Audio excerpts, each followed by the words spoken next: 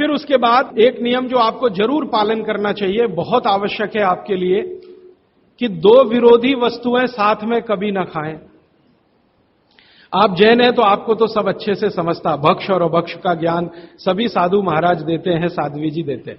दूसरे लोगों के लिए कह दूं, दूध और दही साथ में नहीं खा सकते, विपरीत हैं। हालांकि दूध से ही दही बनता है, लेकिन दूध और दही की प्रकृति एकदम अलग है। दूध कुछ और काम करता है, दही बिल्कुल अलग काम। तो दूध दही साथ में ना खाएं। दूध और दही की बनाई हुई कोई भी वस्तु साथ में ना खाएं। खीर खा रहे हैं तो दूध की है, तो कढ़ी नहीं खा सकते। कढ़ी खा रहे हैं तो दही की है, तो खीर नहीं खा सकते। कुछ भी ऐसी वस्तु जिसमें दूध और दही उपयोग है, वो साथ में नहीं। एक इसी तरह से शहद और घी आपके लिए बिल्कुल वर्जित है, आप बिल्कुल साथ में ना खाएं। शहद अलग खाएं, घी अलग खाएं। शहद ना खाएं तो भी चलेगा, गुड़ खाएं। अच्छा, ये बड़ी विचित्र स्थिति है, गुड़ और घी साथ में जरूर खाएं, शहद घी साथ में ना खाएं। गुड़ को बेहतर तरीके से अगर खाना चाहते, गुड़ तो वैसे ही सबसे बेहतरीन चीज है दुनिया की, लेकिन और बेहतर बनाना चाहते हैं तो उसमें जरूर घी मिला के खाएं। तो गुड़ घी चलता है, शहद घी नहीं कभी भी। इसी तरह का एक नियम है कि जैक फ्रूट माने फणस, कटहल दूध के साथ सबसे खतरनाक है। और मैंने कहा खट्टे फल जितने भी हैं, संतरा है, मौसम्मी है, वगैरह वगैरह, ये दूध के साथ बिल्कुल नहीं चल सकते। एक ही फल है, बागवती जी कह रहे हैं, जो खट्टा भी है और दूध के साथ जरूर खाएं, वो आंवला है। आंवला ये जरूर दूध के साथ खाएं। इसके आगे का एक नियम है, वो द्विदल वाला एक नियम तो बता ही दिया, द्विदल और दही ना खाएं। और मजबूरी है कोई खाने की तो दही को गर्म करें, माने बघारें, तासीर उसकी गर्म करें, फिर आप खाएं, नहीं तो नहीं खाएं तो अच्छा है। द्विदल खा रहे हैं तो 1-1.5 घंटे बाद दही खाएं। छाछ अगर खा रहे हैं द्विदल के साथ तो 1-8 घंटे के बाद पी लें। और अगर पीनी ही है, तुरंत प्यास नहीं रुक रही है, तो छाछ को बघारें, माने उसमें अजवाइन हो, थोड़ा जीरा हो, हींग हो, उसका छोंक लगाएं तो उसकी तासीर बदलती है, तो आप ले सकते हैं। और इसके आगे का एक नियम कि सुबह का खाना 9:30-10 बजे तक, क्योंकि उस समय जठर अग्नि सबसे ज्यादा तीव्र है। और शाम का खाना 5-6 बजे तक। ये मैंने आपके हिसाब से कैलकुलेशन किया। बागवती जी ने कहा इसमें जलवायु का, मौसम का ध्यान रखना है। तो आपके हिसाब से, माने आप चेन्नई में हैं तो 9, 9:30, 10 बजे तक भरपेट खाना खाएं, शाम को 5-6 बजे तक भरपेट खाएं। बीच में अगर आप कहते हैं जी भूख लगी तो कुछ फल खा लें, नहीं तो अच्छी चीज बागवती जी ने जो कही है, सुबह का खाना जो 9-10 बजे खाएं, शाम का 5-6 बजे, उनको बीच में भूख लग रही है तो कहते हैं चना और गुड़ खाएं, शेंगदाना और गुड़, माने मूंगफली और गुड़ खाएं। माने उस समय आप चिक्की खाएं, क्योंकि गुड़ और चना, गुड़ और मूंगफली उसमें है। दोपहर को अगर भूख लग रही है, चिक्की आप चाहें तो अच्छी भी खा सकते हैं, माने ज्यादा भी खा सकते हैं। बस एक ही तकलीफ ध्यान में रखें कि जब चिक्की और गुड़ ज्यादा हो जाए तो थोड़ी सोंठ चाट लें या थोड़ी सोंठ खा लें, तो उसका जो तासीर है वो तुरंत बदल जाता है। नहीं तो ज्यादा चिक्की खा ली तो नाक में से खून आ सकता है।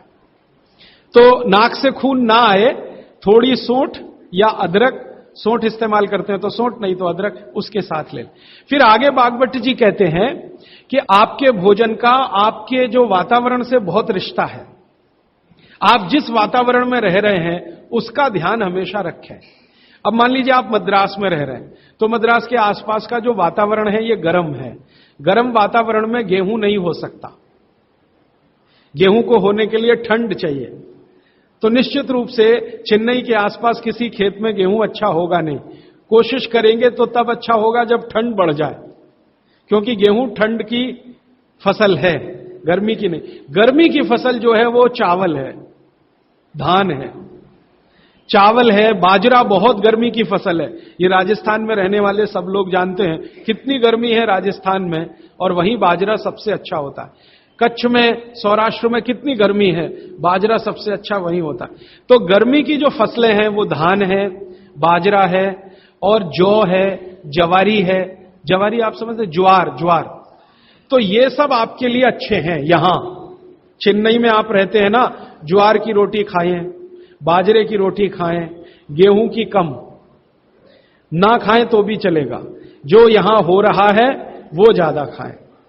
अब आप बोलेंगे गर्मी में भी बाजरे की रोटी खाएं, ना खाएं, क्योंकि बाजरा वैसे तो गर्म है, लेकिन गर्मी में भी खाना है। मान लो आपको स्वाद है, छूट नहीं रहा है, जगह छूट गई है, स्वाद नहीं छूटता, मन हमारा अभी भी राजस्थान में है या कच्छ में है या सौराष्ट्र में, कुछ मजबूरी है कि हम यहां रह रहे हैं। अगर ये मजबूरी खत्म हो जाए तो आप सब भागेंगे यहां से।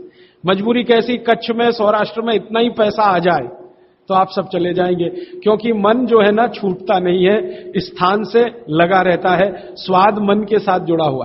तो स्वाद के लिए ही अगर बाजरा खाना चाहते हैं तो बिना गुड़ के ना खाएं। यहां पर चेन्नई में गुड़ और घी के साथ बाजरे की रोटी आप खा सकते हैं, गुड़ और घी के साथ जवारी की रोटी आप खा सकते हैं। ज्यादा आप खाएं तो चावल आपके लिए, धान जो यहां होता है वो सबसे अच्छा है। तो तासीर ध्यान रखें, आबो हवा का ध्यान रखें, वातावरण का ध्यान रखें, हर बनाते समय भोजन में और खाते समय भोजन में। ये कुछ सूत्र हैं जो बहुत आवश्यक हैं आपके लिए, मैं मानता हूं, जो मैंने आपको पिछले एक 45 मिनट या 30 मिनट में जो रिपीट किए, जिनको मैं बहुत आवश्यक मानता हूं। और इसमें से एक सूत्र छूट गया जो बहुत आवश्यक, सुबह सुबह उठकर पहले पानी पिए, सुबह सुबह उठकर पहले पानी पिए। कारण मैं बता चुका हूं कि उठते ही आपके मुंह में जो लार बन रही है वो बहुत बहुत बहुत कीमती है, उसकी कीमत लगा नहीं सकते आप, वो एकदम अमूल्य चीज है, वो अंदर ही जाए तो अच्छा है। तो आप उठते ही पानी पीने का नियम बनाएं। कितना पानी पिए?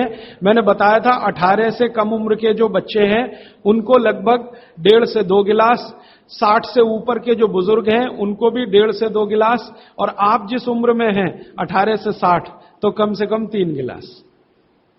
पीने का तरीका वही है, सिप सिप सिप सिप करके पीना। और ये सुबह का पानी अकेला पानी है जो बिना प्यास के भी पीना। जी, ये मुख्य नियम मैं मानता हूं आपको जरूर धारण करने चाहिए।